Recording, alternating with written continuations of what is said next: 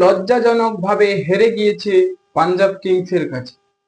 মাত্র 111 রান করতে পারল না সেই পাঞ্জাব কিংসের বিরুদ্ধে।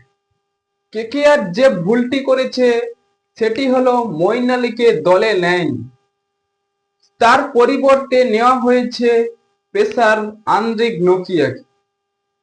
হ্যাঁ বন্ধুরা, কেকেআর এ মঈন আলী যে তিনটি ম্যাচ খেলেছে সেই তিনটিতে জয় দিয়েছে মঈন আলী, এবং যে চারটিতে ম্যাচ খেলেনি এবং মঈন আলীর যে পারফরমেন্স, রাজস্থানের বিরুদ্ধে ম্যাচ খেলতে নেমে 23 রান দিয়ে 2টি উইকেট নিয়েছিলেন। সানরাইজার্স হায়দ্রাবাদের বিরুদ্ধে ব্যাটিং ও বোলিং করার সুযোগ পায়নি, কিন্তু চেন্নাইয়ের বিরুদ্ধে তিনি 20 রান দিয়ে 1টি উইকেট তুলে নিয়েছেন। সত্যি মঈন আলী 3টি ম্যাচ খেলে 3টিতে জয় এনে দিয়েছে কেকেআরকে। তাই পাঞ্জাব কিংসের বিরুদ্ধে মঈন আলীকে নেওয়া হয়।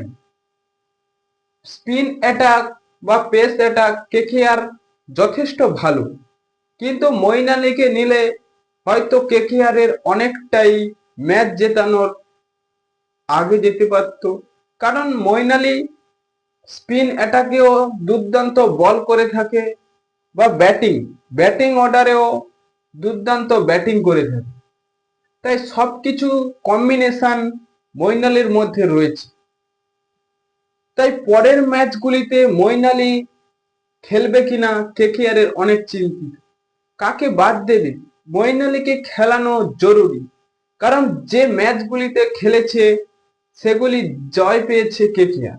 কারণ কেকেআর 7টি ম্যাচ খেলে মাত্র 6 পয়েন্ট নিয়ে অষ্টম স্থানে রয়েছে, কিন্তু আরো উন্নত করতে চায় কেকেআর এবং লিগ টেবিলের উপরের দিকে উঠতে হলে মঈন আলীকে নিতেই হবে দলে। হ্যাঁ বন্ধুরা, আপনাদের কি মনে হয় কেকেআর সেই আজিঙ্কে রাহানে মতামত কেমন, এবং তিনি কি পারবে পয়েন্ট টেবিলে আরো উন্নত করতে? এখনই আপনাদের মতামত কমেন্ট বক্সে লিখে জানিয়ে দিন এবং চ্যানেলটি সাবস্ক্রাইব করে আমাদের পাশেই থাকুন। ভিডিওটি শেষ পর্যন্ত দেখার জন্য আপনাকে অসংখ্য ধন্যবাদ।